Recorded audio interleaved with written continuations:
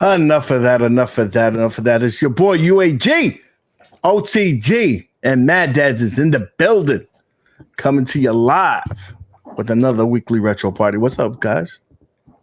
What's up? What's going on, man? How you doing? My peeps. I missed you, Maddads. I mean, I've seen this guy already, OTG. I'm tired of him, but I missed you, Maddads. I haven't seen you in a minute, bro. Where you been at? Where you been hiding? You've been hiding in our texts and everything. I was like, he don't love me no more, bro? Nah, I told you, I'm silent, man. I come in there in the dark. You know what I mean? So you can see me. When I open my eyes, that's all you see is the teeth and the eyes. That's it. That's all you see. You're a fool. You know? You're what I do. Oh man, but dude, Maddads, you were missed. I will say that. A lot of people ask about you while I was there because you like the other half to the team. So you were missed. So next time, it's my mission to get you out there with us. I know I'm going to be going to an event in Texas. So, to even it out. But without further ado, we have a guest here that's going to talk about his experience with us that we had over there in Summer Fried Gaming. We got the original OG, Retro Ralph. What up, my dude? What's up, man? How you guys? How are you guys doing? I knew that Maddads was a ninja. I told you. I knew he was. He's swole. He's a swole ninja. We call him the swole ninjas. We call him the Dark Assassin. Yeah. He'd be over there laying it out. Wow. I did get two-tone though, since it's about 110 over here. So I did get two-tone. I got a little dark. Oh, you're feeling the heat wave over there too, my man. You're feeling the heat. Man. Yeah. XOTG, you know. Well, it gets bad over here. That's why over there it was like, dude, Maddads, I gotta tell you the story. So here we go. I knew this was coming. Right. So as anyone watching knows that this past weekend we were in Atlanta, Georgia, Southern Fried Gaming. First day we get there, the first thing I'm there at the hotel and UAG is supposed to meet me, and I go, man, that dude looks like my cousin, and I was literally gonna pull out the phone and take a photo. Right? It was UAG met, and first thing we do is go eat. As soon as he stepped down, this dude was sweating, thinking it was the hottest ever. Dude, UAG, I will never trust what you say is hot because it was warm, but it wasn't hot, dude. Like, it gets way hotter over here, man. I was all like, whatever, UAG, you don't know Tim. I think UAG runs hot though, because I've seen him sweating in situations where he shouldn't even be sweating. So I'm thinking maybe he just runs warm. You know what I mean? See, this is why I can't do anything that's borderline illegal. Because I'll just start sweating. The cop be like, "Are you all right?" I'm like, "This, yes, sir. I'm fine." And it's like waterworks coming down. Like, he seems a little suspect. The sunglasses be same stuff. So let's talk about our adventure at Seven Fried Gaming. Well, first of all, it was for the last weekend, Friday through Sunday, and it was jam packed. We the event started around 3:00. Obviously, we didn't get there at 3. and Ralph flew in and OTG flew in, but we had a blast, man. It was a little bit different because from last year it was about triple the amount of people. Would you say that, Ralph? Yeah, man. It was definitely more packed than last year. I mean, last year, I think about it. Last year was the first year. It might have been the first retro game/gaming event post-COVID. I don't say post-COVID, but like it might have been the first one. So, I mean, it was still mask rules and yeah, it was pretty lean, but man, it was definitely like 3-4 times as many people as last year, I think. Oh, definitely. And I mean, this is OTG's first time. So you went to an event in Texas. What would you compare the size of the amount of people that came? Because it seems there was a lot of people here. Over there, if I remember correctly, over there in near Dallas, they have the Pinball Expo, I think is the name. I can't remember the name. Oh no, Texas Pinball Festival, right? Is that one? I think so. Yeah, that one, it's like the same, but a lot more pinball, a lot more.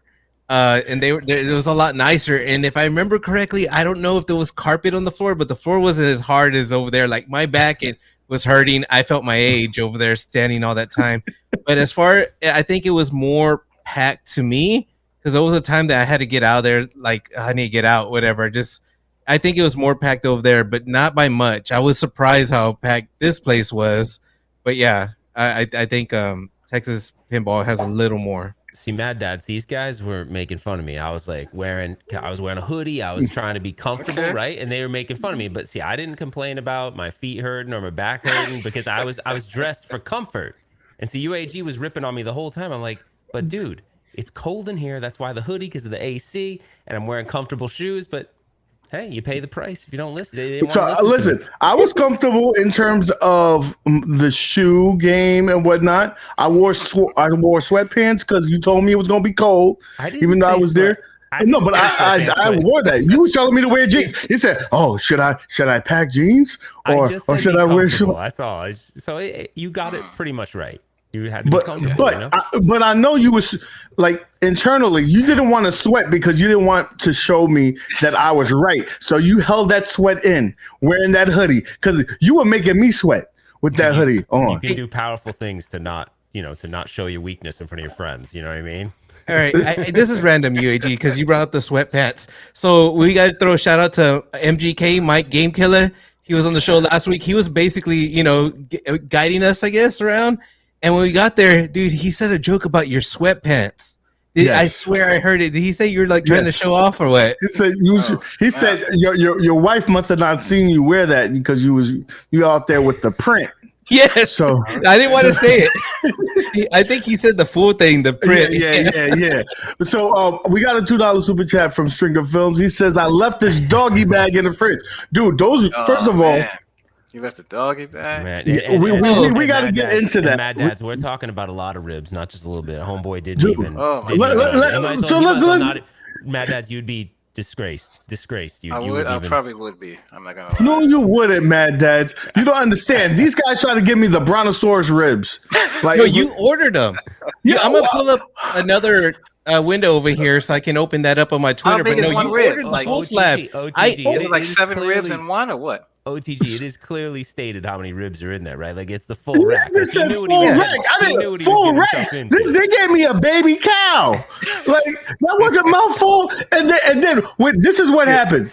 To lay down the law. I don't know. Stringer Films said, "Go, you should get a full rib, full rack." And then this motherfucker orders a half a rack. You know, I ain't gonna lie, that's true. Stringer Films goes, no. First he says get the half. And then he goes, because there'll be some hanging in your plate. That's to go. You usually I do that when I have something to go. And then he waited a while. He goes, no, get the full rack. And I'm like, so I'm a sucker, and I get it.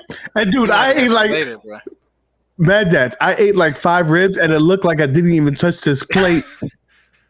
All right. You didn't take a picture of that, man? I like ripping on you, but in his defense, Mad Dads, it was big ass. The ribs hang off like 10 feet on each side of the plate. Like this it's a ridiculous amount. It looked like they put a grill, like a car grill, on a plate, and said, "Here you go, dude." But hey, I'm sharing the screen right now of your ribs.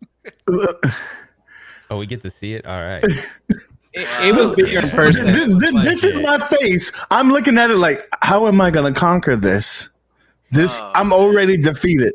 I'm already defeated before the match start. This is like when you know that you're playing someone who's really nasty at a fighting game, and you're like, I'm just here to, for onion rings look like one of the sides, man. No, those onion rings was one, and I ate all the onion rings. Those onion rings were delicious. I gotta say, you know who threw down hard?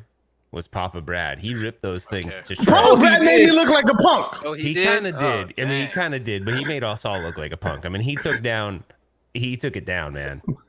Hey, UAG, do you have Ralph on big screen or is it just on my end? So he didn't eat at all. No, it's just on there. He was waiting for the ribs the whole time. That's what I'm thinking. Yeah, Papa Brad, he was cool. He was like, I got this. There was no stress. And so while I'm eating the ribs, the whole time OTG's like, man, you's a straight punk. You're punk. And then Brad's like, man, it's a shame. And everybody just talking smack. Dude. Even the lady, even the freaking waitress was like, you gonna need a box, ain't you? Because you ain't shit. She gave me you ain't shit face. Hey, I don't know who said at the table. It might be MGK. But is that what she said? Yeah. MGK said it perfectly. He goes, "Yeah, he's trying to eat. He's eating like he's on the first date. Like he ate like 4 ribs, and he had 2 sides. He didn't even touch the mac and cheese. This dude was eating like he was on the first date, dude."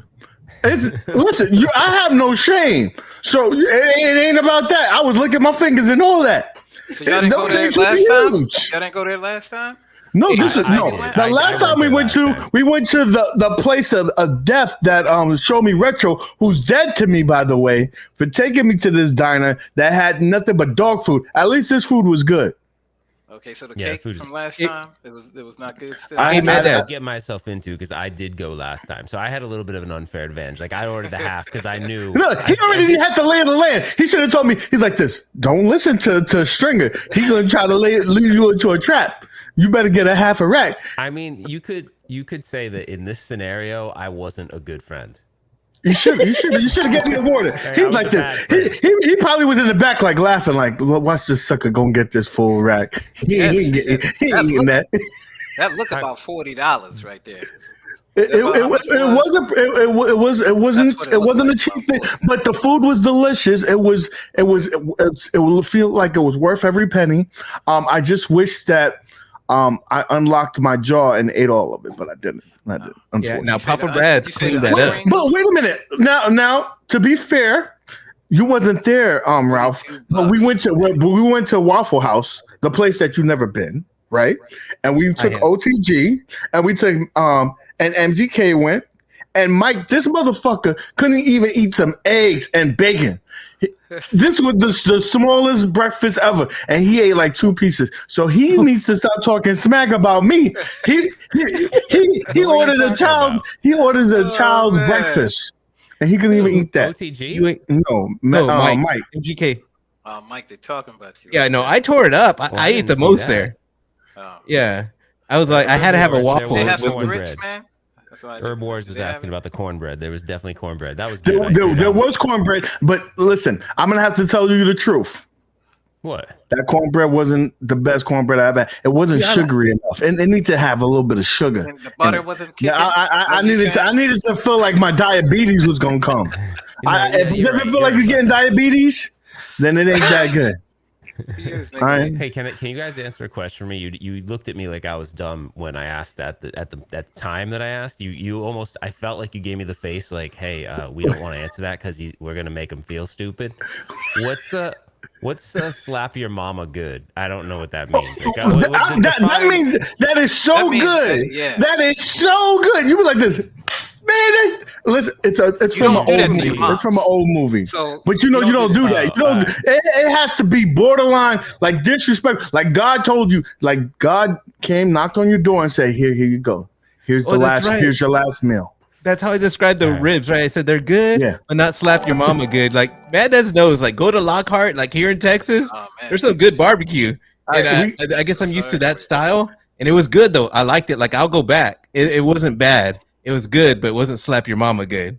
So OTG, read this $5 super chat we got from Blast. All right, welcome back, fellas. All right, that guy AAG is running around scared now that OTG has returned. Glad to hear you guys had a good time. Blast the speakers. We got AAG? One more from the above average gamer. That's his alter ego. And we got a $2 super chat from Sugar Phil. I didn't know you had to fill up on waffles. You're so disrespectful. Now let's play a little bit of video. This is going to give you a little bit of a taste of what we saw here at Southern Fried Gaming. If we play the made it to Southern Fried Gaming Expo, and this is Southern Fried Gaming Expo 20.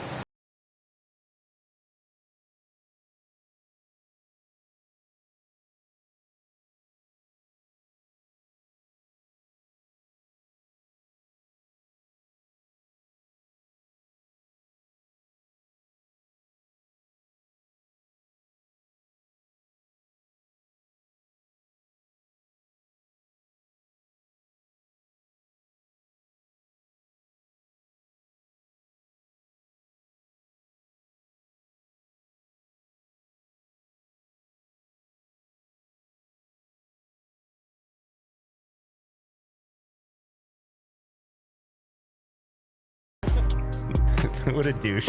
Hey, how you doing? Hey, how you doing? Yeah. You know who I am? Yeah. At least you're real, man. Like you actually said what's up to somebody. You know? I know, when I play it back, I feel like I said it kind of dorky. Like, how you doing? Hey, Nick Madsen, baby. I love that little Neo Geo. I want it. So everybody see that huge ass Mario that's about 10 feet tall? No, I think it's like 20 feet tall. Oh no, it had to be real tall because the cabinets almost look like one-ups next to it when you take it from far away. They look, I mean, Nintendo cabinets are smaller, but they look so tiny next to that thing. I don't know what game we was playing. I think it was Donkey Kong. We were gonna play. We was there, and dude, this little girl comes up to that Mario and hugs the leg, and I think she moved like the sandbag that was holding it in place, and that thing came crashing down, bro. And I over there come and stop it from her crashing. Like this little girl was gonna be done, and the dad is like just chilling there, like, oh man, thanks. Like, dude, that was your story. What are you doing, bro? Can I tell the real story how it happened? So go I'm ahead. playing Donkey Kong, and I see that thing slowly coming down, and I'm looking at it like I just keep playing. I see UAGs look at it, and they're over there, and then he goes and helps. He didn't like try to do the Spider-Man moment. First of all, like, moment. I didn't even know that dude was a little girl there. You were like this to help. First He didn't go like. You know what he did? Like, he was like this. He didn't grab the girl. OTG looked at the girl and said, "Well, it's still my goal. I'm not, oh well." I ain't gonna lie, it wasn't that bad. I was just like, okay, whatever. You didn't care because you're grimy. I over here saved the girl's life. I jumped. Listen, I jumped, and I did a tuck and roll, and I ended up on the other side. Okay. And I was like, this, "Are you okay, little girl?" I can picture that. You did the sprang Mario to action, roll. my dude. Mario roll then? Okay. Yeah. My guy sprung to action. I know it. Listen. When you see someone in danger, you do what you got to do. So, hey, one thing I will say, Ralph, thank you for showing me that Stern app. It's designed to make you want a pinball machine. Like, if you're cool, at right? those, it hooks you. It tells you really all your activities. Like, okay, so let's talk about that first room. When you go in there, if you're don't know the lay of the land, there's a big arcade room that has all the classic arcades and the pinballs and a ton of Stern tables, and you could tell what they're trying to push because that's the games that they bring. So of course the big push for them this year was the Godzilla, as always, and Rush. They had a lot of Rush. I don't think they've been selling the Rush. They're trying to get that Rush out the door. But last year the pinball was busy anyway. It still was busy. And they also had Jersey Jack wasn't there last year. They were here this year, right? Talk about your experience with that, because I saw you taking a lot of footage of that Toy Story cabinet. Pinball. Well, we got to play the Toy Story one. There was a line like the whole weekend. Obviously, that one's brand new, so everyone's trying to figure out what's up with that. So that was fun. So I got to check that out. But I didn't check that out. The lines were so long the other days that I didn't check it out till Sunday. I don't think. I was waiting in line. And I was like, well, I got to go do other stuff. So we did that. I was surprised to see they had that huge, what's called Deadpool section, because Deadpool was kind of that's an older title, right?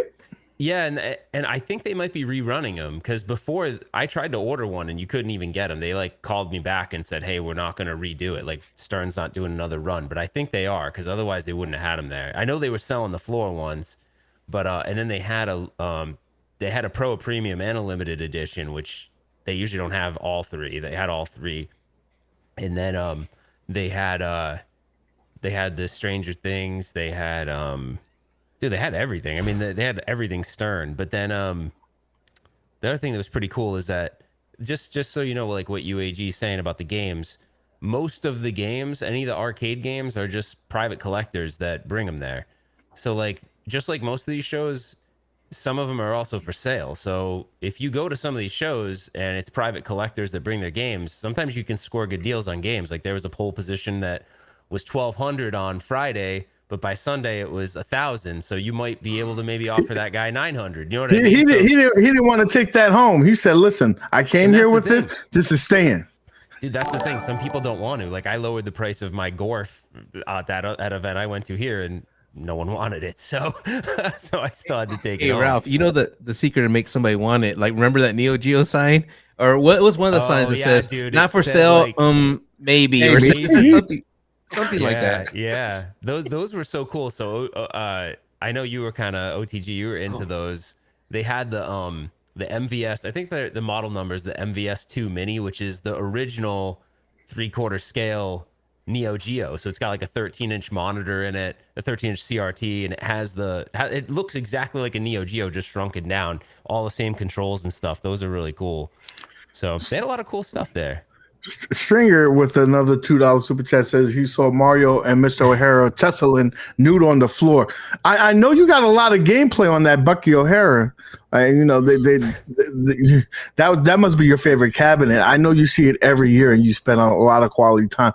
When can we expect a video from that? You know what? Maybe he should cosplay something like that, because he did that Billy Mitchell this year. Maybe next year Bucky O'Hara. But the Billy Mitchell was funny, dude. That was one of the highlights of the trip, seeing Stringer film dress. I don't, unfortunately. Listen, OTG, bring it up on Twitter. All right. And share. Ralph, it's on your page or Stringer's or both? Look on Stringer. He posted it. He posted it. So that was one of the highlights of it. And if it was subtle, but if you know, right? The thing that I wish I had on camera was it was when I first kind of got there and I was wandering around a little bit, and I go around and it's OTG and UAG playing. What game were you guys playing? I don't remember. There it is. Someone like Donkey Kong. My man had the tie on. He had the American tie on. He had the sports jacket, the glasses. He went all out. He had the pumps on. He went all out on this. It looked really good. I wonder. I know I noticed, but I wonder if anybody came up to him like, "Yo, good." Billy Mitchell. That was a good one. I wonder if anybody. Crazy wasn't it? It kind of surprised me how many people didn't go up to him, because I'm like, is Billy Mitchell like? Are there a lot of people that don't know? Because the people that did were like, "Oh yeah, what's up?" Like knew who he was, but there were a lot of people that didn't, and I'm questioning like maybe Billy Mitchell's kind of like not as popular anymore or something. I don't know. Maybe they just don't know. I mean, if you're gonna get noticed anywhere, it'd be a convention like this, right? I mean, but did you notice that if you saw the crowd, there weren't a lot of older people. There were some young people there. Yeah, that was true. There were a lot. The older ones, you noticed that they gravitated more towards the pinball. But everything else, I saw a lot of youthful people. I saw a lot of people that brought their kids. Oh yeah, so did I, UAG. I know what parent you saw. She had a fatty, boy. She had a fatty and like 4 or 5 kids, and OTG was like this. He said, "Listen, if you want another kid, I'll be that man." He told me, OTG, relax, bro. He was looking out. He goes, "Dude, you got that media badge. Ask her if you could take film to break the ice." Yeah, I was trying to be the wingman for him. He's over here. Fucking, I don't know what he was doing, playing with his phone, trying to get the thing up. I said, forget that phone. Do you see what I see? You better try to holler at this young lady. This young lady needs a father. These kids need a father, because I ain't see no daddy. Was it Beyonce? Did she have a ring on it or what? We weren't concerned about that. We didn't see the daddy. So then she was lonely. And I was like this, OTG, man. I was hypnotized. I can't look at them for a ring. All he did was looking at it. I'm like, dude, what are you doing? It would have been the Bebe's kids and all that. Now, anyways, let's get back. Now, one thing that I was disappointed. I want to know if you was disappointed, because last year you had a nerd orgasm when you went into the console room and saw all those old ass consoles. And this year it seemed a lot less, even though they had a bigger section this year for the tournament. I guess that's why I guess they did that, because it was, they had a lot of people attending the tournament. I don't remember. Did they have as big of a tournament space last year? I almost feel like maybe they lessened the console stuff so they could fit more of the tournament stuff. I would say maybe. If anything was 2 rows, probably more. Yeah. But they fit a lot. They made it very compact last year, and there was a lot of space in between, and it was a lot less. Well, and it seems like that had guy had all of them in there. But remember, they had the candy cabs in there, which I think took up a lot of space. So, I agree with you though. They didn't have as many of the consoles, and then remember they had some like rares. They had like some rare stuff last year, like those, like that weird what do you call it? What was the stunt cycle and stuff? Like there was some, they didn't have that, and it seemed like that guy that was talking to us about the Sega Model 2. It sounds like he owns them. Like there's a store, and it was all owned by him. Maybe he didn't have as much because everybody bought it out because of COVID. You guys keep talking about that space. I thought it was pretty big. Dude, it was just more triple the amount of stuff. Like you said, same size, but it was way more units there. The one that I accidentally got stuck on is me and UAG just wanted a place to sit, so we sat there and I started playing what was near there, which was the Sega Master Systems, but the Japanese version. They had that game. I don't know the name, Megami Rescue or something like that. Rescue 977. I don't know, but let me tell you something. So your man, he demolished that game. He demolished it. It only took me about 2 goes. This guy wants to claim that he beat me. The one that you were playing with the paddle. With the trampoline? That was cool. The trampoline. That was a cool game. If you haven't it's Rescue something. It wasn't released in the States. It was a Japanese release. And the reason why, the guy was telling us, he's like, it came out after the NES. And because the NES owned its lunch in the US, they didn't even come into the US. But it was cool. It had like a spinner on the controller. It was a Sega Master. It was the Japan version of the Sega Master System, which I think is called it was Mark III. Mark II. The Sega. No, I thought it was 3. Wasn't it 3? Maybe Mark 7. I don't care. It's Mark III, and it was cool because I guess there was a lot of exclusive titles on it that never got to like UAG was saying. But it was cool. That console was actually really fun. And remember, we did go price the paddle, and the paddle itself was $100 on eBay. He gave us a little tip though. That guy said, if you want to get this stuff for a good price, you got to go on, because he goes, eBay, you're gonna pay crazy. He said, go find Japanese auctions. And you can get it. And he told us all about how much it would be to ship it and stuff. But I feel like that's one of those things where in the moment at that time, like when OTG showed it to me, I was like, this is awesome. But I think if I had it at home, I probably wouldn't play it. It was just fun because we were there, you know. We got a $10 super chat from Big Papa. Thanks, Papa. He said, Brad. "Thank you, Ralph, MGK, UAG, OTG, Nick Madsen, and Stringer Films. You made this Southern Fried Gaming Expo an unforgettable event for me. Love you guys. We love you too, man. Dude. We had a blast with you. Papa Brad. It's, you know what? I think one of the highlights, and you mentioned it, was the meal going out together. It's really like, we talk to each other. You know, we know each other from YouTube, but it's when you meet someone in real life, it becomes tangible. You really have an association with that. That's why I want everybody, listen, next year, make it come, guys. It's really is about the experience.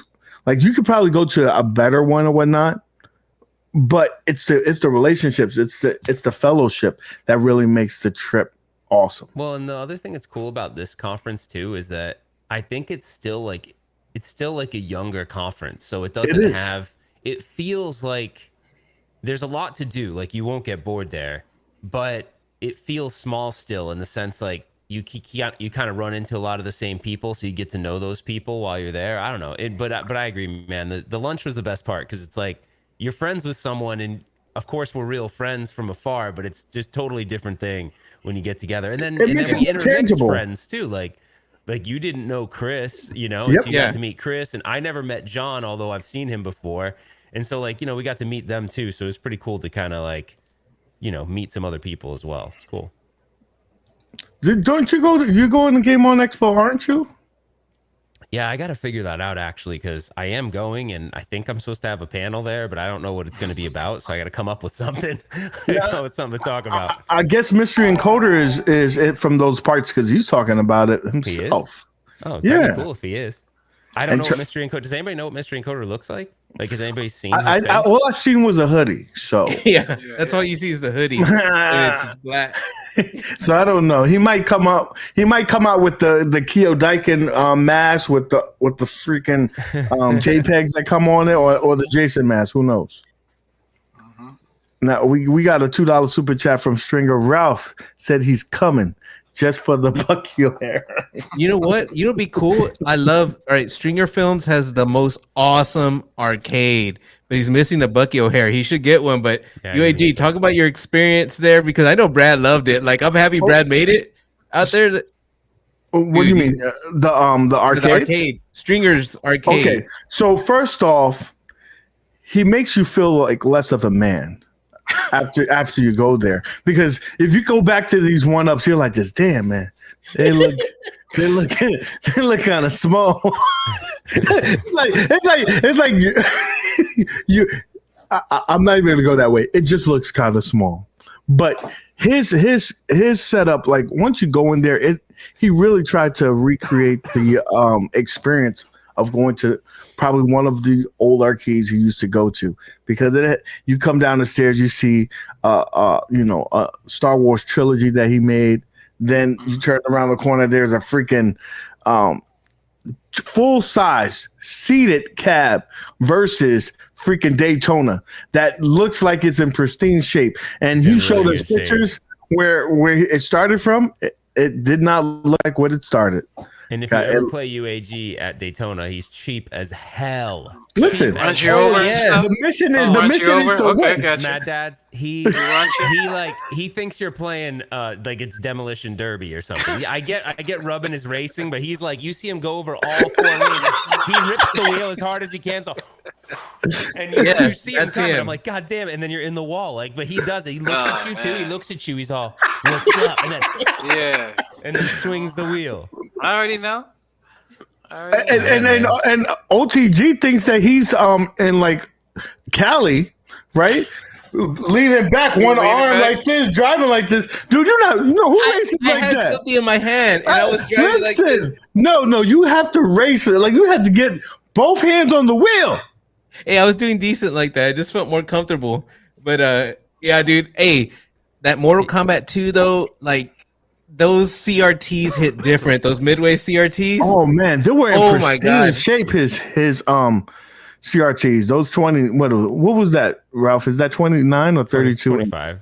25. Yeah. Them things look like they were 100. But that's inches when you're that close. Like, that's the thing. Like, when you really go and play, and I'm not discrediting the 1-up experience. But I'm just saying, when you go and you play one with a big CRT that close to you, like, it's epic. It's just it is. That's the thing I'm talking about when I'm like, real arcade games are epic. It's just because you can't really beat that experience like that.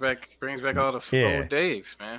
Hey, one thing, UAG, at the convention, I didn't see Brad get off that Robotron. He broke the first one. And broke wait a minute. Yes. First of all, these are real size cabinets, so they're big boy cabinets. And he basically lifted off the ground and was playing it in the air like this. And dude broke like 2 of them. When we started the event, they were both up. Saturday, one went down. Sunday, the other one went down. I know that was him. He don't want to admit it, but he didn't break the joysticks. He didn't break the joysticks, but it had some serious like trauma after Brad was done with it. He was like, he's posting high score. Yeah, I never seen that before. He was manhandling it. That's what I was gonna say. He also broke Pac-Man. Like, Stringer Films will never break that record. He literally went over there. He started getting vegetables. That's what OTG said. He said he passed all the fruits and they started getting him vegetables. I said, there's no vegetables. He said, you ain't never seen that far. He went into the future. Like eating pellets, and something was happening. Yes, he went so far that when he ate the pellets, they didn't turn the, you know how they run away and turn to ghosts? They just turn around. They didn't even turn colors. I will say, Papa Brad was posting high scores all over the place. Like, he was leaving his he's a ringer. Southern Fried. Yeah, he was posting them all over. We got a $5 super chat from John. It's nice that you guys enjoyed Bucky O'Hara. Come and find me, and I'll let you play it anytime. Oh, Shucky Ducky! Is that the guy? Is that the guy? Yes, that's him. Awesome, man. We're gonna. I did play when it. we go, did you guys I'm not gonna play play it? Did you guys Dude, every not time I play went, it was busy when I saw. Oh yeah. It I didn't get a actually chance. The funny thing is, I actually had never played it. I hadn't even played it under emulation. It's actually a really cool game. Like visually, the art style is really cool. I didn't watch the cartoon, so I didn't know anything about the cartoon, but it's a pretty fun game. Ralph, go ahead. I'm sorry, sir. Real quick, a quick random fun game that I would have never known if it weren't for you, Ralph. First of all, on YouTube, you always hear Sinistar. You even had a Sinistar shirt there. Baby. But dude, I was playing it like asteroids, and you're like, nah, that's not how you play it. That's how I played it. And you taught me how to play that game. I need to play it more. I have a respect for it though. That's all I gotta say is all like, dude, that looked cool. That makes it fun. That's cool. That game you made it really fun because again, we wouldn't know what the hell to do. We would have been playing like, oh no, man, I don't know what we're doing. And then you made it fun. But that's how I felt about that game too in the beginning. Another game that I thought was lame when I played it the first time was Baby Pac-Man because I didn't know how to play it. I was like, I don't get it. Like I just thought, oh, okay, I'm playing pinball, but it's like if you took the power pellets out of Pac-Man, you have to earn them playing the pinball part. But if you don't know how to do it, then you're like, oh, this game just sucks and you die super fast. But once you learn it, like it's weird. Some of those 80s games are kind of like that. They're like, but the funny thing is they weren't popular because the other games you could just pick up and figure out. You know, like Pac-Man, you pretty much figure out, you know, but anyways, I couldn't. He sold it. He said, nah, man, bye. Now, I have to say this. I want to try to tie this together to some of the subjects that we'll be talking later. When you were there, right, did you notice anything that you said, you know, I know you did the candy cab segment. If you haven't seen that video, you should definitely watch it. Even though he missed some good footage that he could put in there, but that's another story. You mentioned that these are, you know, were very popular in Japan, not so much in the US. Is that because we like standing when we play? No, I mean, I was kind of half joking about that, but I think those, it's not that they weren't in the United States. So like, what's that big? There's a big arcade in like Schaumburg, Illinois, and not Galloping Ghost. GameWorks. So GameWorks used to import some candy cabs, so you would find them at some of the bigger arcades, but for the most part, unless you were importing them, like you didn't see them here. So if we weren't exposed to them, you know what I mean? But someone mentioned this in the comments of my video. They're like, but if candy cabs were the preferred cab, maybe we wouldn't have all this awesome artwork. And that's actually kind of a good point because candy cabs are kind of bland. There isn't like amazing artwork on them because the sides are usually just kind of plain with like a logo. So maybe I'm kind of glad it didn't, because what if it was all those and none of this, like these cool, unique cabinets? It probably would have made more sense financially, but yeah, because there would basically be and you're good. Yeah, it would just be Neo Geos, right? You just keep on swapping the carts and that's it. Well, people put like Naomi's in them and all sorts of stuff. So no, that's cool though. I wanted to bring that. What did you see? Do you know what you guys didn't? Do you know what you guys and all of us missed? And I'm so pissed. I don't know why we didn't go play it. What? Dude, I don't know. Actually, I'm partially to blame because I didn't go back and tell you guys. There was 2 Vulix cabinets in the corners, candy cabs with Shredder's Revenge on it, and we didn't even play it. We should have all been up on that, like playing it. I wonder if they were connected. They were connected, and we didn't even go and do it. Oh, so we could have played with 4 players right there. It was 2 players, so you could play 2 across 2 cabinets. So it was only 2 players, but I can't believe we didn't. Like I'm so dumb. Anyway, I just got, you know how I didn't know till I saw your video. But what I was going to ask you is, other than the candy cabs, did you see anything there that you would have been like, you know, if One Up did this would be very popular? I think people would gravitate to that. Did you see anything or notice anything that would have translated well to Arcade One Up? No, what is that? No. We already know. It's our version of D-Love. It's Maddads. If any sound goes off in the stream, it's because of Maddads. Hold on a minute. Don't be disrespectful, UAG. All right. See, at least he's taking his call. You know what I mean? Like, I'm out. Peace. No, I don't know. You're probably asking the wrong person. I don't know. I didn't see anything there. The only thing that I could see that would be cool but it wouldn't be mainstream enough as like those mini Neo Geos. Like it would be cool to do one exactly like a Neo Geo cabinet. Yes. You know, so in the MVSX was close, but imagine if it looked exactly like those Neo Geo minis. That would be what would they do differently? I mean, basically that would be the cabinet without being on a riser, right? Yeah, like make it one piece like that, make the shape exactly the same, you know, make the coin door, make the logos that say like player 1, player 2, like literally dial it in 100%. That'd be pretty cool. I think there's still an opportunity if they can get the license. People would buy it, I think. I mean, hopefully if they do it right. But you know what I thought of? And I mean, we've thought of it before, but if they really did like the Robotron or the Sinistar, between those two cabinets, I think that it's enough of an interest in the community for those. Like I was watching, young people were playing it.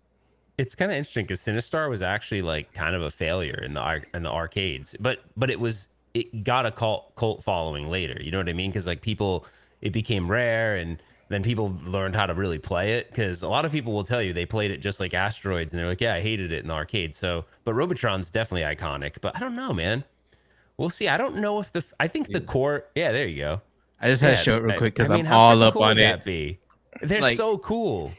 Like playing it in person, the size of it, it's just like it's a small TV, but it fits. Like I don't see the appeal. I don't see the appeal for that. It feels like you got to sit down. But look how cool it looks. I mean, and all of it is original. Like that's the exact same control panel, just smaller. It's freaking badass.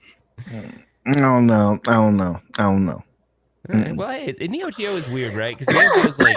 It's kind of got its own niche too. Like there are certain people that just love it, and there are certain people that don't. I mean, now give me, I could play Metal Slug on this. From Providence, Rhode Island. Yeah, baby. Yeah, it's my hometown. So I do think that Robotron. Yes. Like, dude. First of all, that's another game that like we were talking about. Papa Brad is nasty on that. He started seeing shit that I ain't never seen before. Alien, you know, he was saving girls, boys, aliens was coming out. Someone break dance on the screen while he was playing. I don't know what he was doing. I think he helped wrote code for that game. Yeah, dude. And I know Michael B always pushes for that game. And remember, I was saying, I understand, dude. It's actually pretty cool, but I'm no good at it. That was one of the few games that you beat me in, UAG. One of the very few. Sure, I beat you at every game. How about the day the Sunday? Now this is how you can tell that it was busy. Go ahead. UAG, I gotta say this though. Michael B though always makes this like plea that they do the Robotron artwork. But like to me, the Robotron marquee is really cool. There's nothing special about the artwork. There's nothing. Just 2084. It's not like crazy, but it's dirty gray. Yeah, if they had to choose, like if they were gonna say, look, we're gonna do 2 dual stick games, but or twin stick games. It better be Smash TV. Smash TV artwork is freaking amazing looking. Yeah, like it has to be. Cool. It has to be that one. And also, guys, if you haven't done so already, Anthony. What is it? Vala? I think it is. Vitaly. He did a what it would look like if One Up did it. And dude, I know John D saw the video. He put a comment on it. Dude, if you haven't done so already, John D, maybe you want to get his contact information. Let him be a freelancer or something. Really Vitaly? I think so. I mean, all right, gosh, I'm gonna pull up the video real quick. I'll share. Before you share it, OTG, I gotta say this story is totally appropriate for your guys' show. So me and my buddy stayed at this hotel. It was for a work function thing, and it was called Hotel Vitaly in San Francisco, right? It was for a work thing. And it was like weeks later, and I get this call, and it's from a phone number I didn't recognize. And the guy, he goes, "Hello," and I'm all, "Hello." He's like, "Is he Senior Ralph?" And I'm all, "Yeah." He said, "You left this Hotel Vitaly?" And I was all, "Yeah, okay." I was like, "Yeah, all right." And then, "You stay," and he gave me the dates, right? And he's all, "You, sir, this is embarrassing, and it's very embarrassing for me and probably for you, but you left your, oh boy, I don't know how to say this. You left your, how you say, anal beads on the dresser here, and I was like, what the fuck? I'm like, anal beads. But the thing is, I actually stayed at that hotel, and then they knew. He even took it a step further. He knew the room number. Like, yes, sir, room 106. I'm like, what the hell? I'm like, no, those aren't mine. And he's like, oh, sir, I am so sorry. He recorded the whole thing and then played it like during a work meeting. Oh my god, that's hilarious, dude. So that was your friend? That was your court? It was this guy that so the company I worked for, you'd have like two people be paired up, and I was paired up with him. So I hung out with the guy all the time, but it didn't sound like his voice. He was doing like such a good job disguising it. And I'm like, what the hell? But anyway, that is kind of gross. This was years ago where like you could get away with this stuff, but he played it in like a meeting with like 20 other people. Look at how clean his artwork looks, bro. Yeah, I mean that looks really good. That looks really nice. That's actually the he even put the little serial numbers next to the characters. That's actually dude, this is so clean. I'm loving the video. They need to hire this man. But look at the side art. The side art of that cabinet has the two it has the blue character and the red character. You could say the black guy and the white guy. It looks so good. You could say so clean. Just say it. I wasn't not saying the red guy, the black guy. Yeah. It's the black guy, the white guy, and then but it looked good. It looks good. It looks so good. I one of your videos when you restored the artwork. First of all, I know the behind the scenes that it took so much time. You make it look like it's easy in that video, but you were there for days to get one side done. There's drama around that artwork still. So, but this is a cool, like the artwork on this is cool. But hey, if they were going to make both of them, that's cool too. Like if you're going to make a Robotron and a Smash TV as separate cabinets and Bucky B. Oh, Stringer. Stringer. Yeah. I'll let you finish your story and then I'll just bring up Stringer real quick. Oh, I didn't have anything. Did you yeah. The way I met Stringer was so funny. You don't usually you meet a person and you shake their hand, you see him. No, I heard him come to Ralph and just start screaming. I'm all, who's this guy that's screaming in here? Until he introduced himself. I was all, dude, this is Stringer. So the whole time, the dude had a lot of energy, was fun.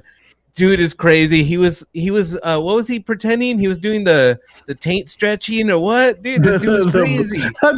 Listen, you missed this. You missed this. So you were having a meeting. You were having a meeting for 2 hours? You were gone for 2 hours?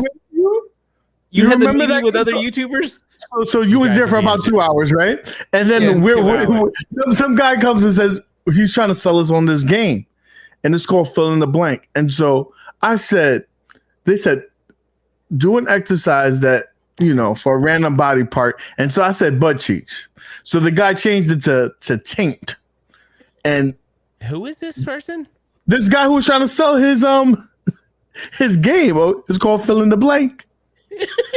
and the tables and all that. Yeah. I guess it was around there. And he brought up, he said taint? He said taint. I said butt cheeks. He changed it to taint. And you got to act it out, right? Had to act it out, exercise. And dude, he was very creative. He was on the ball. Chair? I can't believe I missed this. Was there a chair, UAG? I want to say it was a chair, right? He was stretching all over that chair. He was doing the taint stretches or something. I didn't know what was going on. I was trying to figure it out. He was riding the chair like it was a buck, like he was riding a bull and some shit. It was hilarious. You had to see it because us telling the story is not doing it justice. But he was over here. You have to stretch one side of the taint and then put your other leg up to stretch the other side. Oh my god! Somebody has to have video on it, dude. I think you're reminding me of this thing. You're reminding me of this other. I have a lot of really weird work stories, but this was like I'll tell it fast because it's a little bit gross. So there was this guy. I worked for it was like a mortgage company, but I wasn't doing mortgages. I was doing like techie stuff, and we all sat in this room. They threw us in this one room, and then one of the guys was like he was an ex-Marine. And he's like, he goes like this. He just goes, oh, guys, I stepped on my gum. I sat on my gum. He's like, someone help me. And he comes over and he's pulling his nutsack out of his zipper. No, he's not. No, he's not. So think about it. To us, we think it's gum. and he's pulling it out. This is a workplace, dude, and he's pulling it out of. He's like, this was this the early 2000s? Because it sounds like when he would have been fired. It was early 2000s, and he does this. He's like the whitest white guy, and he's like, oh guys, oh, and then when you got close, you knew what it was, and he goes, "These nuts," and I'm like, this guy is crazy. He was a sales. It sounded like he was the cocky, like top salesman, and he would just do stupid shit like. He was actually this really smart database guy. He was like a database. Yeah, he was a database guy, super smart too. But I was like, what the hell? But it was funny because everyone was like crowding around him, like, dude, I don't see any gum, and he's like, oh, and he pulls it out. Don't ever do that, guys, by the way. Listen, you will be fired instantly right now. Just MGK said he has a video. Ralph, we're going to have to show it to you, the taint thing. Sorry. Yeah, let's see it. Oh, I did not work for a porn company. I don't know where it's at, if he has it on his page or not, but we'll have to get it the other time. But we don't have it? No, we don't. But yeah, we've all had that zipper incident, kind of similar, but it's that sounds like a funny prank. Like, that's fucked up. I wouldn't do a prank like that. Fuck that. I think nowadays you just get fired, but instantly, you even pretend like you grabbing that area. It had been fired. Yeah, but then fired. Like, sorry, sir, you got to go. You got to go. Hey, Ralph, tell me your side of the story. When we were there at Stringer's Arcade, me and UAG were playing NBA Jam. I don't know exactly what was going on because I didn't remember to before. Just a while ago, you told the story, but I didn't get the details. Like, what'd you hear? Like, could you describe what UAG we were gaming NBA Jam? How he acted? What he heard was me whooping your ass. It's just like this. It's like this.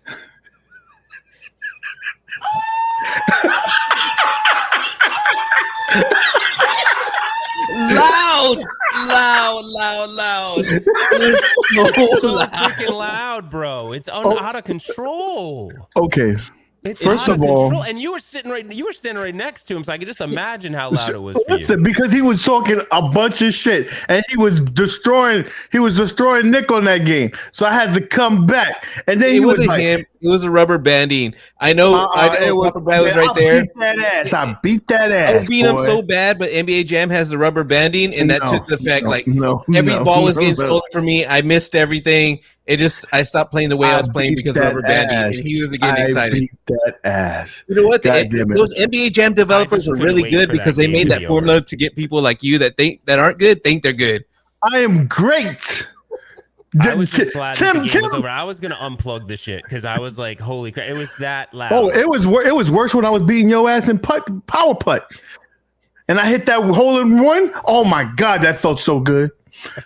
No one plays power putt. We should have been playing Golden Tee. Oh, but if you would have won, it would have been the best thing ever. That game doesn't even count. It don't count. No, we're having a rematch next year. The only game that counts is the one game you beat me at Daytona. Yes. Yeah, I was ready for Ralph there. Is my logic that much different than yours? Because when OTG is winning, then it didn't happen, and when you're winning, it did. Listen, so I don't know that the logic I beat him so much that weekend. He's gonna have flashbacks. He's gonna have PSD or PSTD or something about that.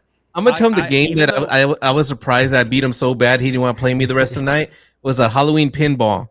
That game, I actually enjoyed it. Pinball. I was tearing it up.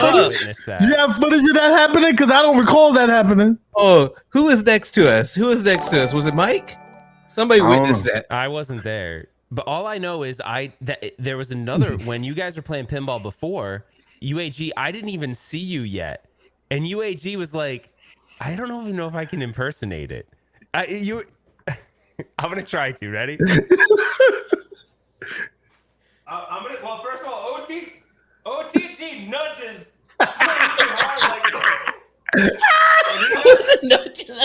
When OTG nudges the pinball machine, it's aggressive. Not Rex are aggressive, but aggressive. No one goes that far. Yeah.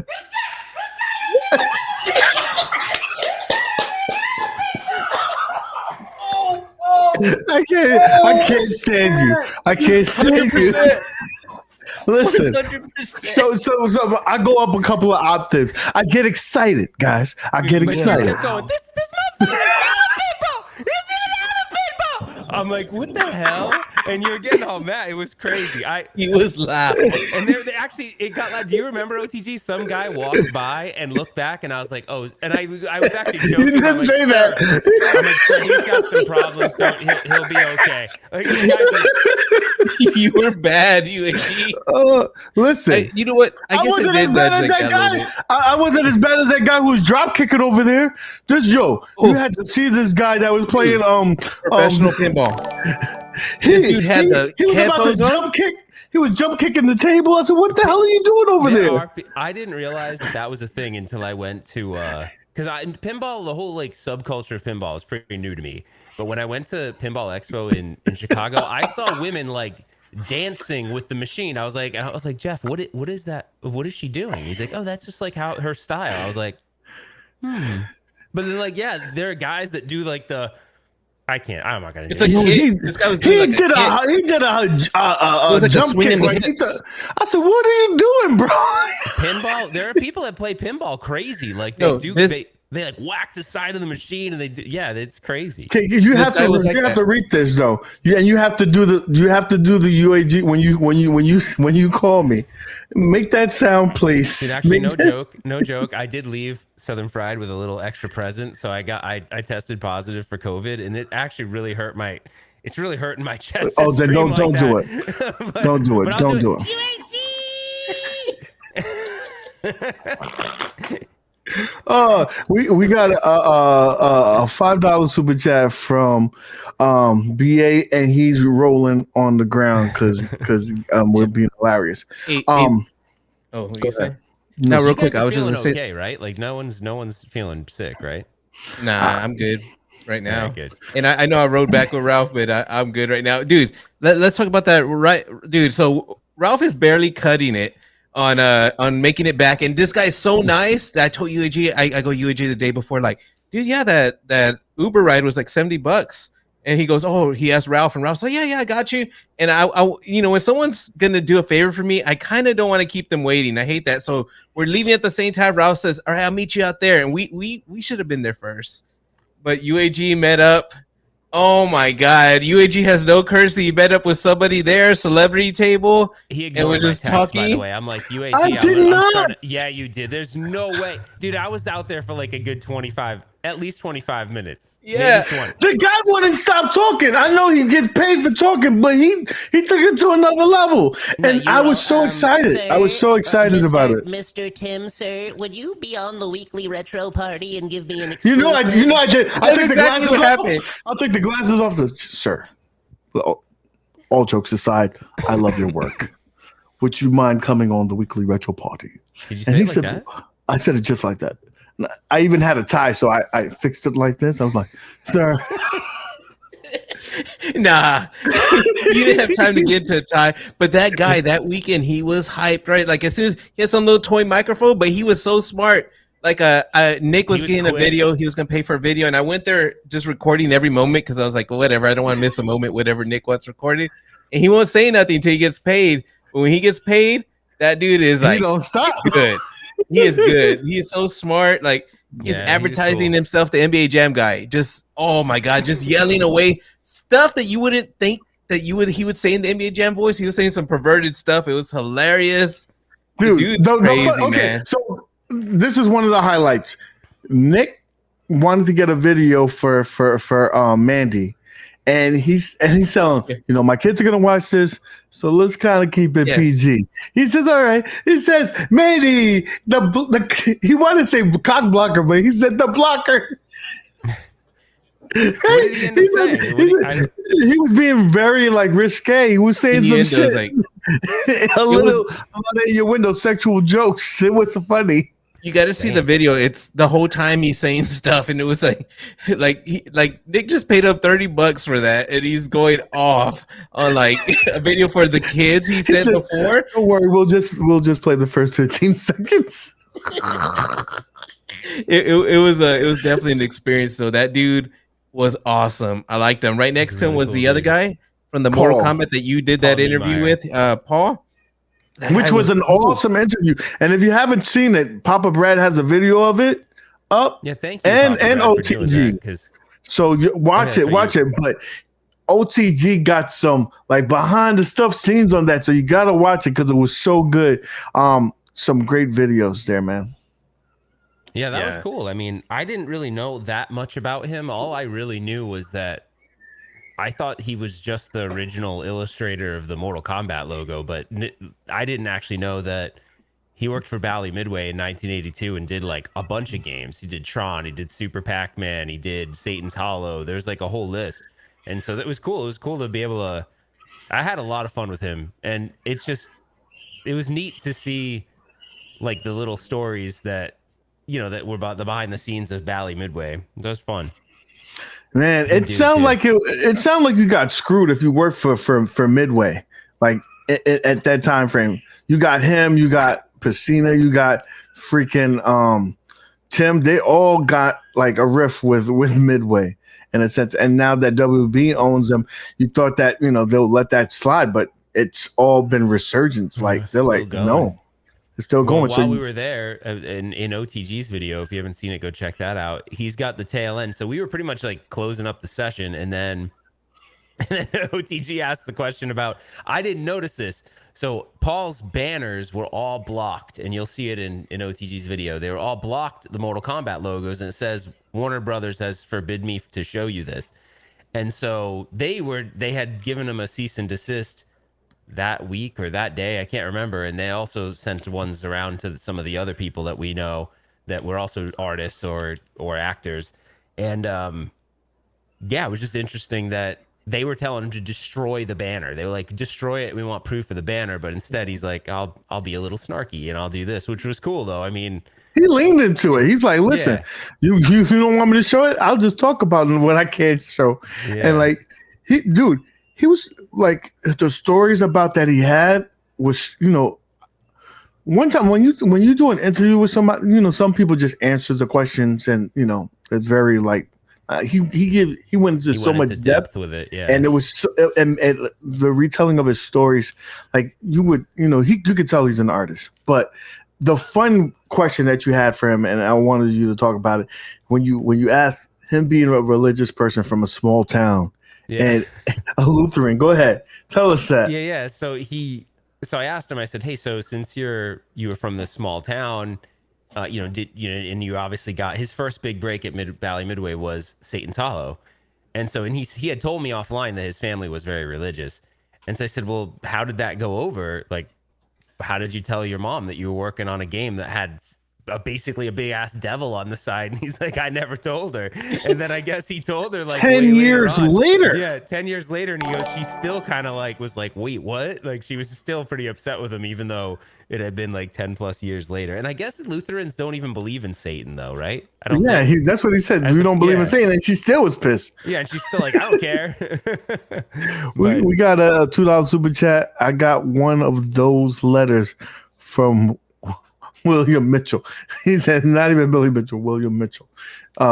No, man, that story was awesome. So, and I think you did such a great job with that interview to get that stuff. So go watch those two videos. They'll give you a little bit more behind the scenes. I wish that they live streamed that. I know that you want people to come to the event, and that's probably one of the reasons why not. But imagine all those interviews and those conversations that are going to be dead.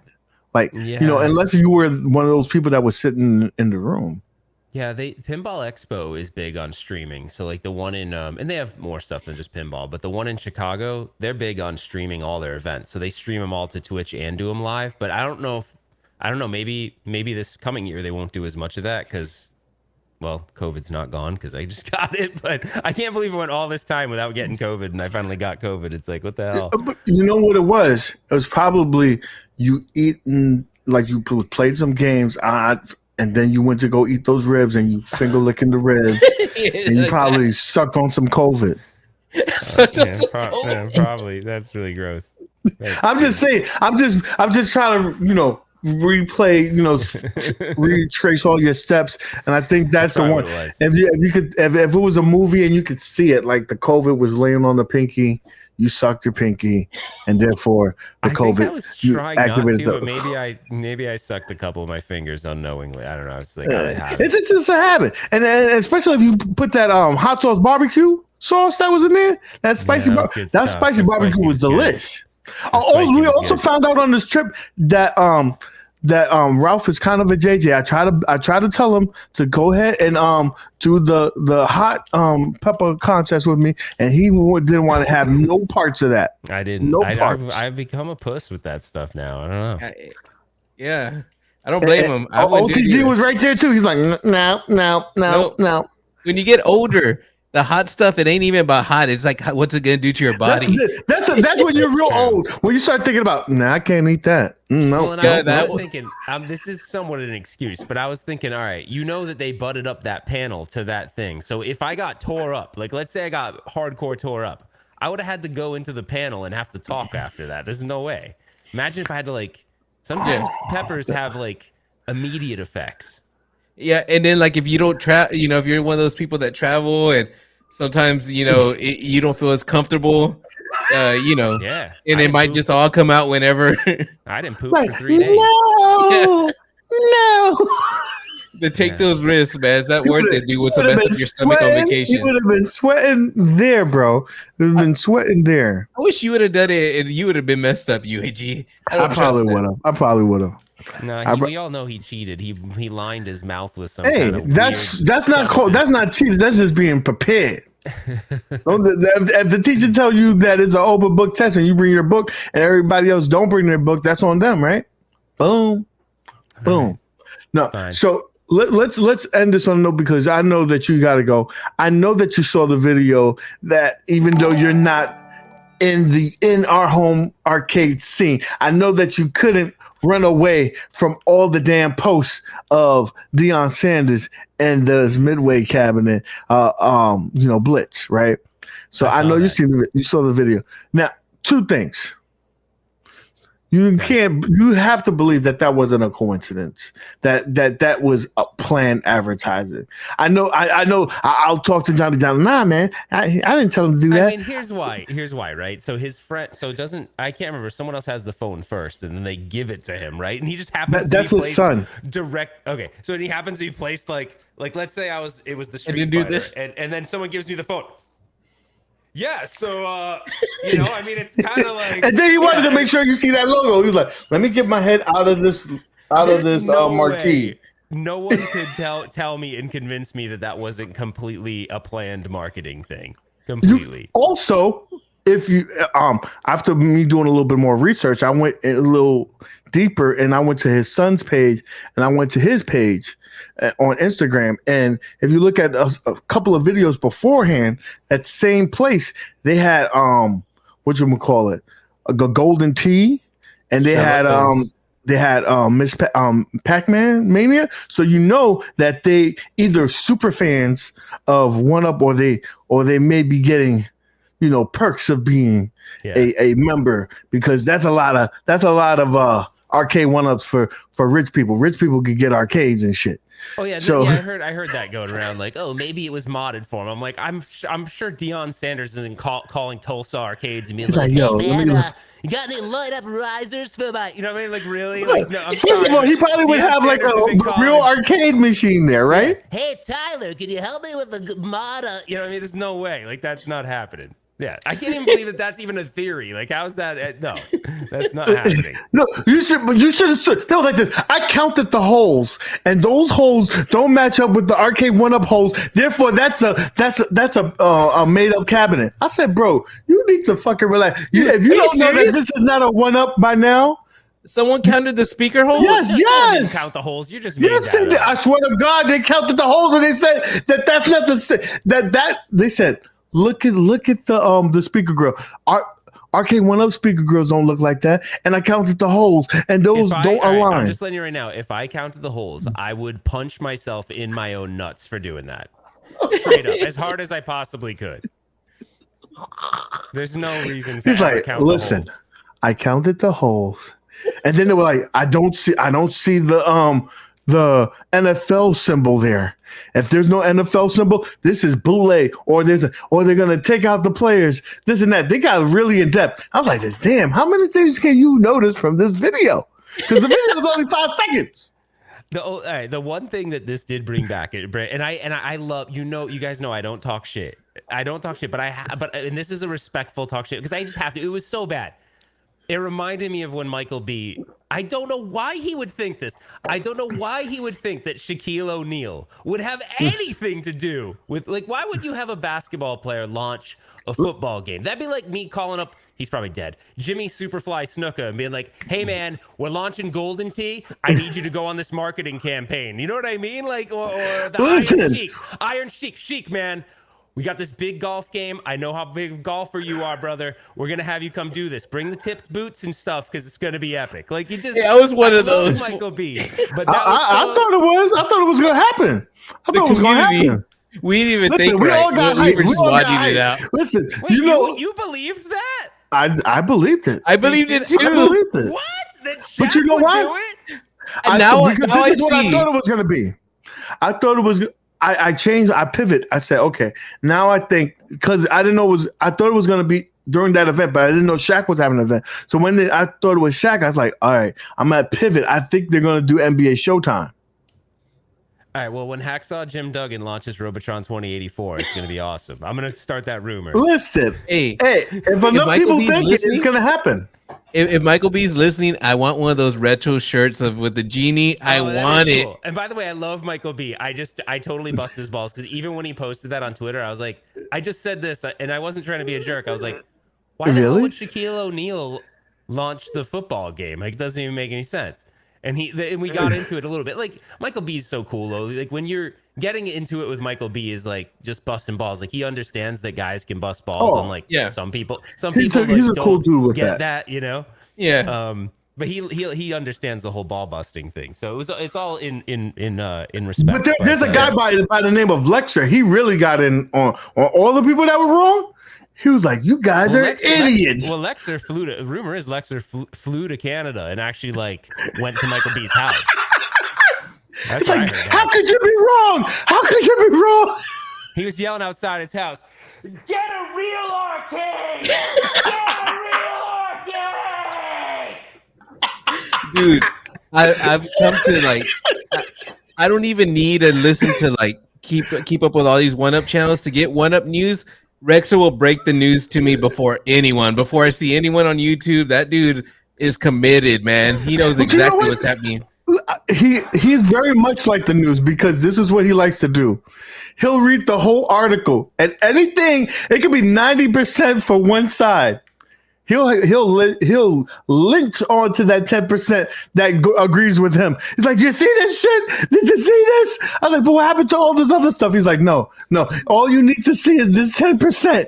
This 10% is exactly like you would think that they shit it in a box and sent everybody to Dragon Slayer.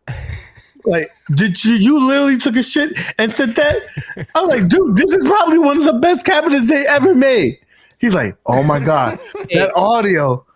I think honestly, I'm dead serious, and I'm friends with Rexer. I think Rexer he needs to be careful because he's older than me. He's older than all of us. Like, homeboy's gonna get high blood pressure. I'm being serious. I'm not even trolling. I'm being serious though. He is older than us. Listen, this is relax. True. I'm worried about I bet you when he thinks of 1UP like this, like that vein right there, he's like, "How the hell can you like that shit? It's shit." He just has to calm down. I love Rexer. Me and Rexer. You know what? Like, me and him, we could tell that we're like true. First of all, I think he's from the East Coast. He's hiding it because he's truly is like one Detroit. So close enough. That's close enough. So, because you know when you have a boy that ribs on you all the time, and he can take it too. Like, because don't think that I don't give it back to him. I give it back to him, and he brushes it off, and I love that. Yeah, like we gave him on the Stringer video, we showed how he does his form on the Golden Tee, and he just brushed that off. I mean, it's aggressive, but you always doing lunges. I actually, you know what? Like, honestly, you pulled the grind. You pulled the grind. Yeah, like if I wasn't drinking, I would have been in more pain. I was like, I heard something weird happen, but I'm just gonna get up and keep playing. I didn't want to show weakness in front of you guys. Oh man, Lexer is my man. If you have a gun, go over there. Go to one of his recent videos. Give it a thumbs up, and in the comment section, just write one up. Just write one up. Let's see what happens. Please, if you guys love me, you do that for me. Just go over there. Just write one up. Don't say anything else, and leave. And I want to see what he said because he always should. He can have a million. I think he also combs people's videos and look for negative comments of one up, and he sends them to me. I'm like, dude. I will admit though, I'll fully admit that I totally throw fuel on the fire with Rexer because when I see messed up one up stuff, I send it to him and then watch him. And then I get it from him. Which makes me actually a bad friend because I was just saying I was concerned about his health. So I should probably not do that. You're probably stressing him out. I probably am because I'll send him like there was that broken pedal on the Ridge Racer. Oh, I sent that to Rexer. He's like, see. Stringer sent that a little bit of advice for you. Captain Retro said we should be friends. Him and Rex. Rex, first of all, Rex. Captain Retro. He was quoting you from the panel. He was like this. You see, Captain Retro knows it. He was shitting on one up. He knows what's going on. I was dad. That's all you took from that panel? That's all you took? He's like, yeah. The whole thing and he's like, that's the only thing he got from the whole panel. Hey, that part of the panel was great when Captain Retro was going off. I really enjoyed that. I wanted to clip it and put it out, but I got so busy I didn't get to do it. There were a couple times where people went off. Captain Retro did, and then EMC he went off on the Intellivision Amico stuff. Oh, I love that. Yeah. Oh man, the Amico. Let's not talk about the Amico. Let's not do that. It's such a sad state of affairs. Hey, so Joe, I guess we'll talk to him on the Amigos next time. But yeah, I talked to him about it. He still thinks it's coming out, even though the offices are closed. He still has hope. Listen. I've heard from the grapevine that they're trying to sell their property to other companies. And if they're doing that, that means they're gone. They're trying to recoup any dollar that they can, and the only value that they have is the name. I always say MC. It's MC Mer. I always say EMC Mer. MC Mer. It's MC Mer, right? Oh, yeah, MC but you Mer said that equals EMC Mer. I always say it wrong. You are special. Yeah, I am. You're my special kind of guy, though. Is right? Blitz confirmed? Just got here. Yeah. Oh, Blitz is confirmed. Deion Sanders told you so. He over here did some product placement. He made sure. He also had a can of Pepsi, but he made sure that he was like, "Wait a minute, y'all can't see the logo." And then he went Captain like Retro this. Captain Retro says that he raps. He says that MC Mer raps. He said he's a rapper. Can I share a link to? Are you serious? If he is, yes. Listen, send it. By the way, if you guys are watching this and you enjoy like console pickups and stuff, MC Mer's got cool. Like he's got this whole thing called Flea Market Flipping that's really cool. Like you dig it. You really dig it if you like that kind of content. So, dude, my chest is kind of. I should not have done that. Like this. Don't do it for the show. It was worth it for the show, though. Oh man, so he said. Tyler Fisher says console kit claims that XL size cabinets are done after NBA Jam Edition. I guess Golden Tee flop. Can you confirm? I can't confirm if that's the case.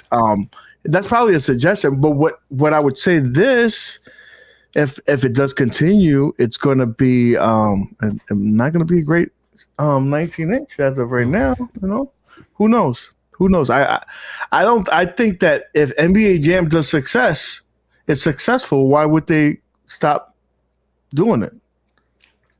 What do you think, Ralph? I don't know. This is out of my It's out of my Ralph, territory right stop now. acting like you ain't the OG.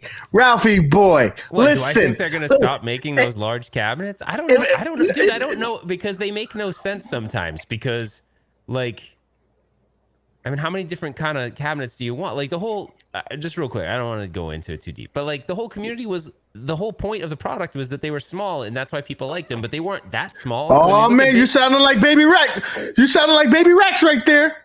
Listen.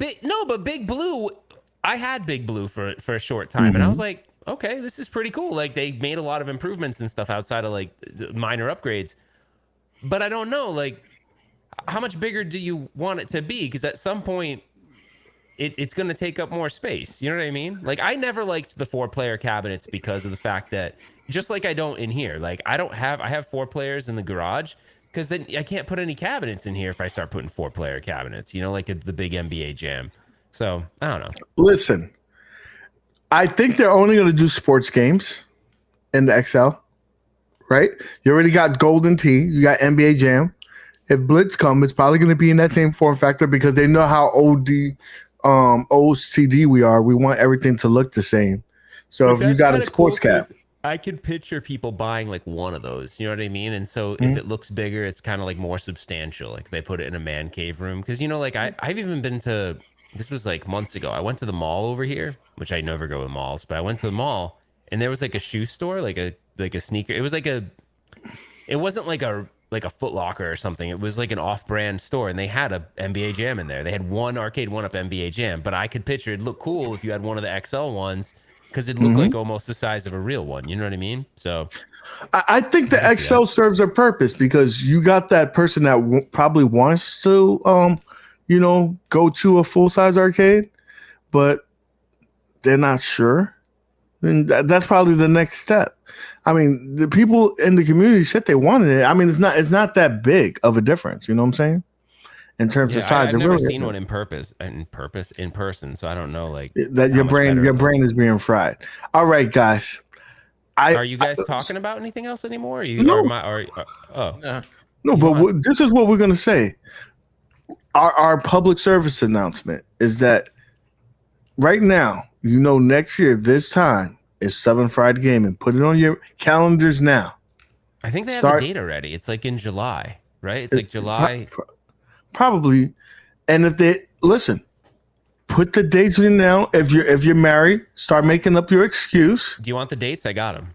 Give us the dates. It's July 28th through the 30th of 2023. Oh, so it's the last week or the last weekend of the year. Okay. Yeah, and it's at the Marriott Renaissance Waverly. So the thing that would be good is you could probably can you book? You probably could book a room now if you can. If you can get a good rate, like because honestly, it goes like triple the amount. It triples the amount when it's that time. It goes from like 100 something a night to like 2 something to 3. So you gotta you're not gonna pay 3 to stay at a freaking Marriott. You know, at a Marriott part of a gaming convention. I mean, you could, but it's a lot of money. You know Listen, we should all go there. So start thinking about making plans earlier. We already got freaking Moat says that he's going. People in the chat saying they're going. We're trying to get Maddads to go. So this will be our event, right? Right. So make sure you go. I think you got a couple more videos on from that coming out. Oh, and I already pitched to them that I don't know if they're going to say yes. So I said, hey, guys, because I know they're a growing conference. And we did that one live stream, right? And that was so fun. Yeah. Everyone got involved. But I told them, I said, hey, would you consider us putting like a podcast booth, like maybe like a glass booth or something, like something where like we're live from the floor.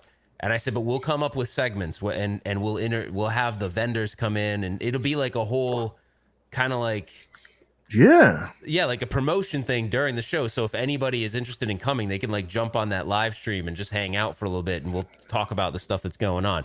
And he said, he's like, let me get back to you. But I like that idea. So maybe we'll have a cool, like, that'd be pretty neat to know that it was led by this community. So that'd be cool. Damn, Skippy, we're taking over. Yeah, it'd be cool.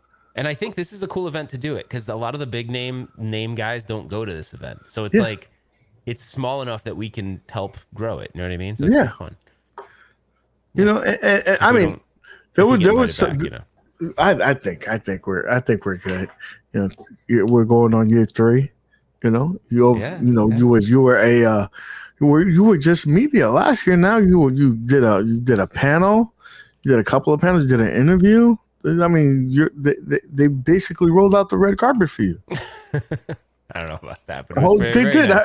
I heard about the lady trying to fluff your pillows. Say a room service.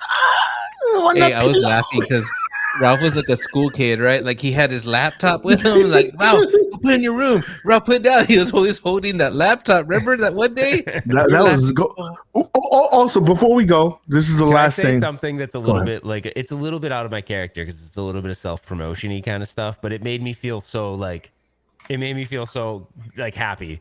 So I was very excited about the Paul interview thing. Like that was really the Neumeyer interview. That was pretty cool. Like for me personally, that was a really cool thing to be able to do. But one of the show organizers forwarded me a message that Paul sent to him, and he said, "My moderator Ralph was awesome. He asked me all the right questions, and he kept me on subject. That's a really hard task, believe me, and kept the energy and flow going." He goes, so much so we went 20 minutes over. Like that was really cool for me for him to say that. Like, yeah, that just made me feel good. I don't usually say this kind of shit because it's like self-promotion kind of crap or pat me on the back, which I don't do. But I just, this was like a geeky, nerdy, cool moment for me. So I have to, my man in it for a minute. Captain Retro said he sent you the link through Twitter. All right, hold on. Sorry, I didn't mean to. And I can share on this, right? Melons. The melons, yes. Yeah, make sure you click the little bottom with audio if there's audio. There's a little check mark box. Gosh, hold on. This is legit.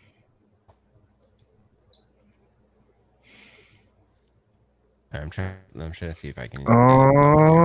Hey, UEG, when is it next year? I was halfway listening. What'd you say? The last weekend of the year. So it's like July 20 something to the 31st. All right, I definitely want to go do it again, and I definitely want to eat at Waffle House again. I enjoyed that. Dude, this sounds legit. Okay, sure. You corn muffin. You hit. There's a screen that says share. Right, and I do share and then share with audio. Right? How do I do share with audio? There's gonna be a checkbox underneath that same window. Man, all right, he's acting like I don't see a share with audio. I see it doesn't give me that option, dude. Under share screen, me share a tab with audio. All right, I see it. Hold on. I know you. I'd make fun of me, dude. I know you're gonna make fun of me. It's fine. You act like you just learned YouTube. Well, listen to this though. Shit. This is pretty legit. Ready? Already.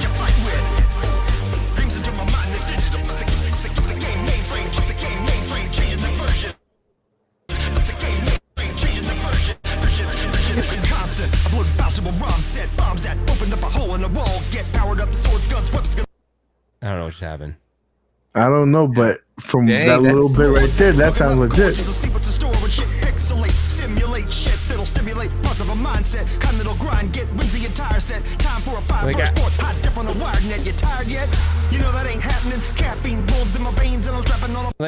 That's pretty good, dude. Yeah, that's good. Really good. Wow. That's legit. Yeah, I'm like, what? Oh, I owe this guy some money. Sorry, Brad.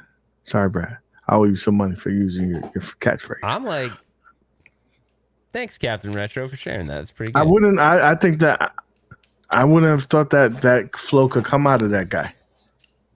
Yeah, I feel like I could picture it, but I just didn't think it'd be. Not that I didn't think it would be good. That's freaking pretty freaking good. So anyway, that goes to show you don't judge a book by its cover. With that being said, I wasn't. No, I'm talking about me because I was like, I didn't think he could do that. But I mean, I didn't think you could suck so bad at certain games. You beat me at one game your whole life. Your whole life.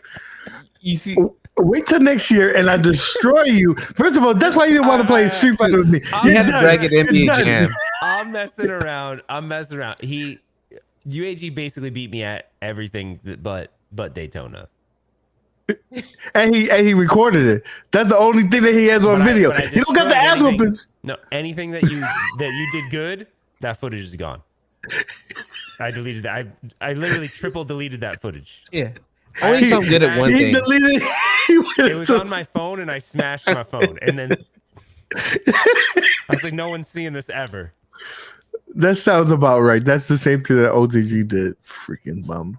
Anyway, guys. I just wanted to say thank you guys for one of the most awesome weekends I've ever had, and thank you for coming on, man. I appreciate it. Anyway, guys, thank you for joining us as always, and as always, guys, keep gaming. Later.